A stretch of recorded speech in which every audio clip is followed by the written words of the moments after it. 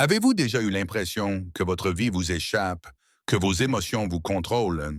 Moi aussi, jusqu'au jour où j'ai découvert le stoïcisme.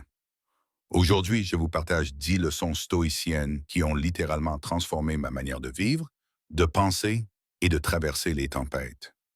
Si vous restez jusqu'à la fin, vous repartirez avec des outils simples et puissants pour retrouver la paix intérieure, même dans le chaos. Le chaos intérieur.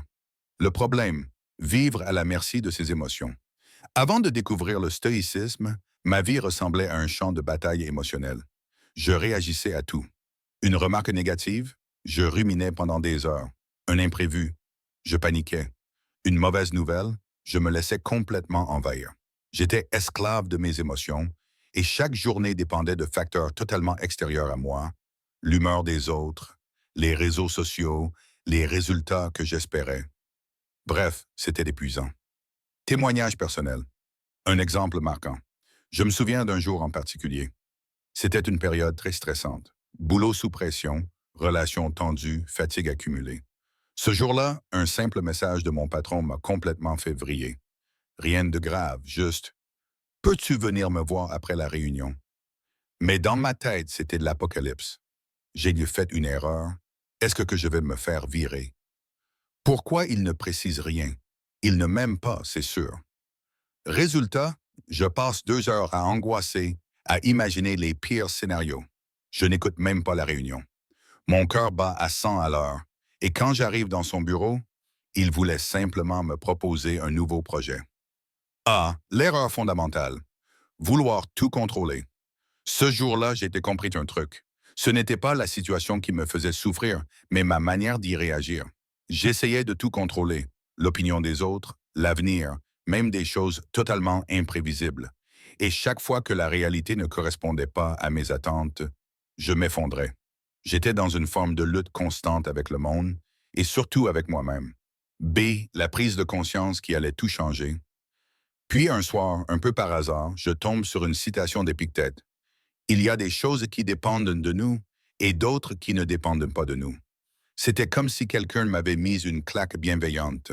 Je l'ai relu 3 fois et je me suis dit, et si c'était ça, la clé? À partir de ce moment, j'ai commencé à creuser. J'ai lu Marc Aurèle, Sénèque, Épictète.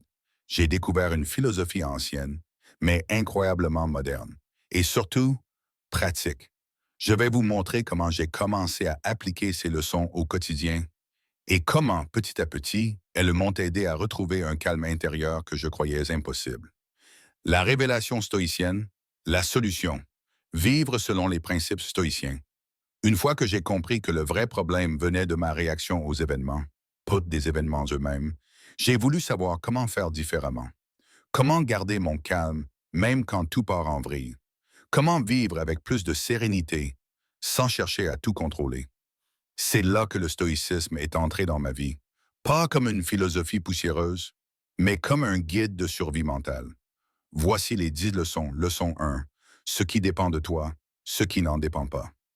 L'un des piliers les plus puissants du stoïcisme, formulé par Épictète, est aussi l'un des plus simples en apparence. Il y a des choses qui dépendent de nous et d'autres qui n'en dépendent pas. Cette phrase est plus qu'un principe. C'est une boussole mentale. Explication simple. Le monde se divise en 2 catégories.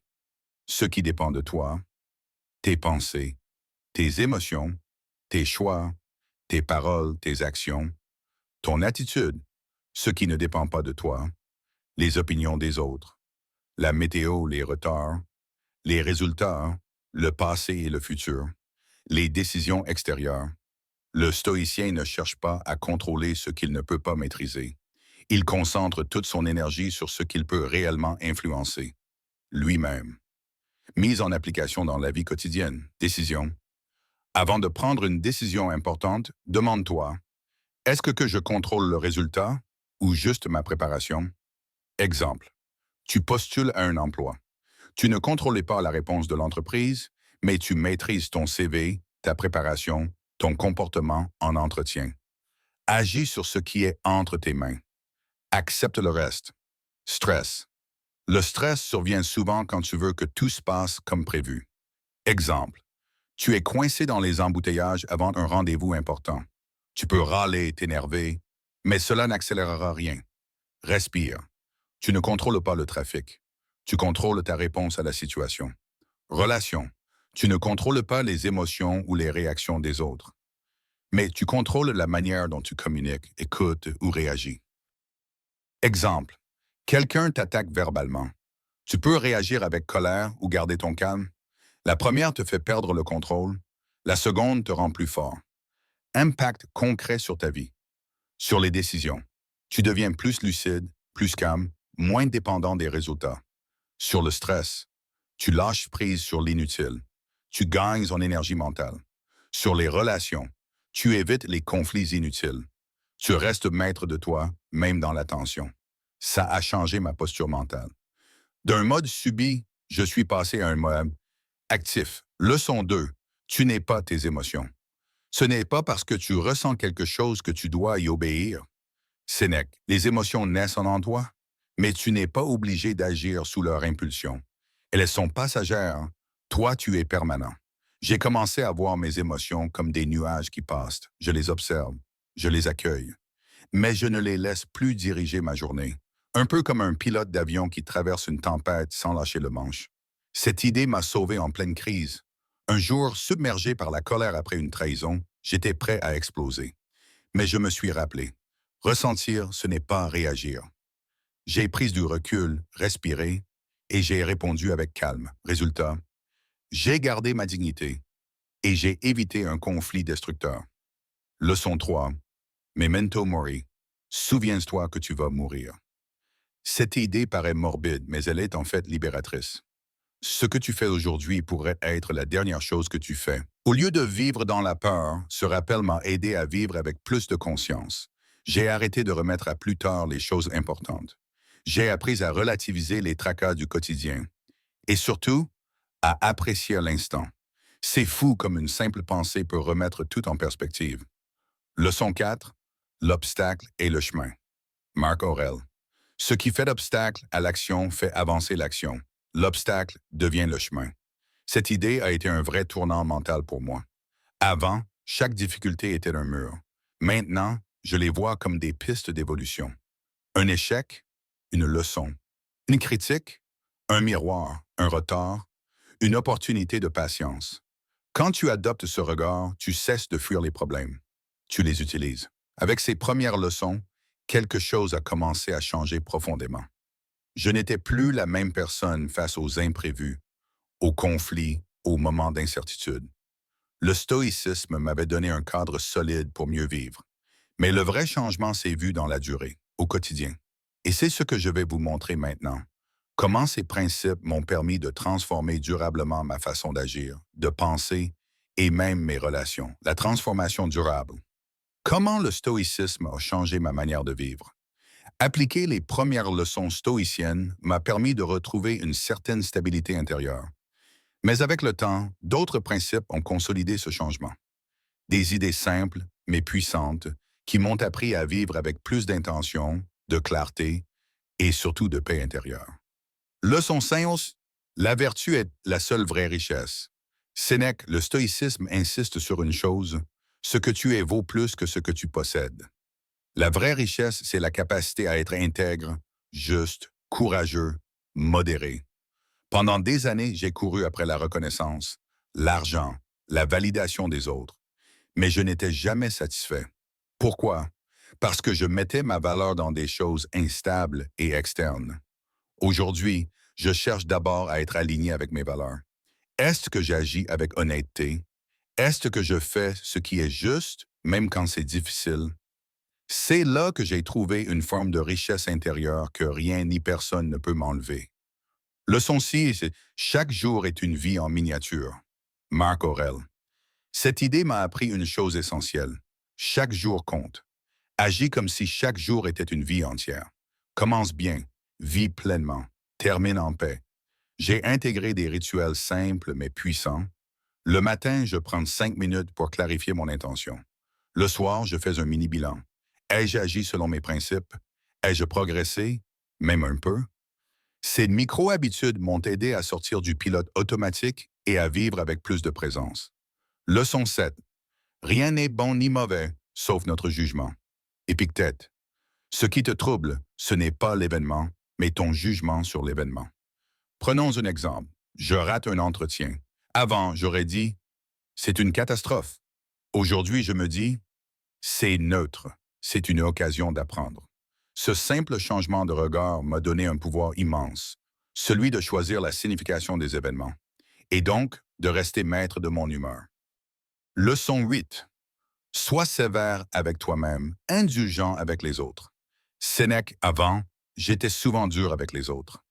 J'attendais d'eux ce que je n'étais même pas capable d'appliquer moi-même. Et j'étais aussi dur envers moi. Cette leçon m'a appris l'équilibre, exigence intérieure, compassion extérieure. Je fais de mon mieux, j'élève mes standards, mais je ne condamne plus les autres pour leurs erreurs. Et surtout, je m'accorde aussi le droit à l'imperfection. Leçon 9. Agis, ne te plains pas. Marc Aurèle. Ne perds pas ton énergie à te plaindre de la réalité. Change ce que tu peux. Accepte le reste. Cette phrase agit comme un électrochoc à chaque fois que j'ai envie de râler. Je me suis rendu compte que me plaindre ne change rien.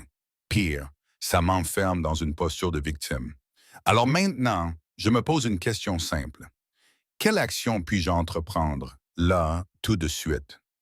Même petite, même imparfaite. Agir me redonne du pouvoir. Leçon 10. Le monde est neutre. Ta perception le colore. C'est peut-être la leçon la plus profonde.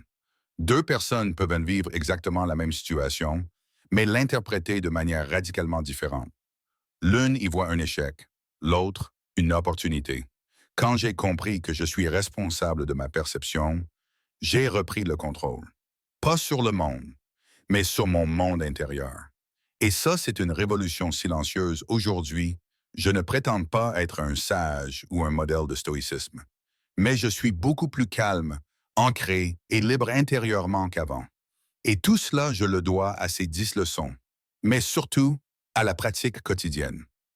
Avant de se quitter, récapitulons rapidement les 10 leçons stoïciennes qui ont changé ma vie. Ce qui dépend de toi, ce qui n'en dépend pas. Tu n'es pas tes émotions. La douleur est inévitable, la souffrance est un choix, le moment présent est tout ce que tu possèdes. La vertu est la seule vraie richesse. Chaque jour est une vie en miniature. Ce qui te trouble, c'est ton jugement, pas l'événement. Sois exigeant avec toi, indulgent avec les autres. Agis, ne te plains pas. Le monde est neutre, ta perception le colore. Appliquée avec sincérité, ces idées peuvent transformer ta manière de penser, de réagir, de vivre.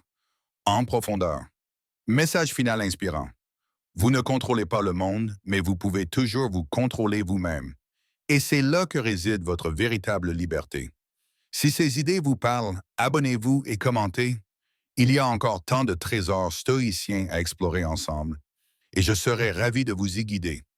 Likez cette vidéo si elle vous a apporté de la valeur, et partagez-la à une personne qui en aurait besoin. Merci pour votre temps, votre attention et votre présence. On se retrouve très vite pour une prochaine leçon de la philosophie stoïcienne.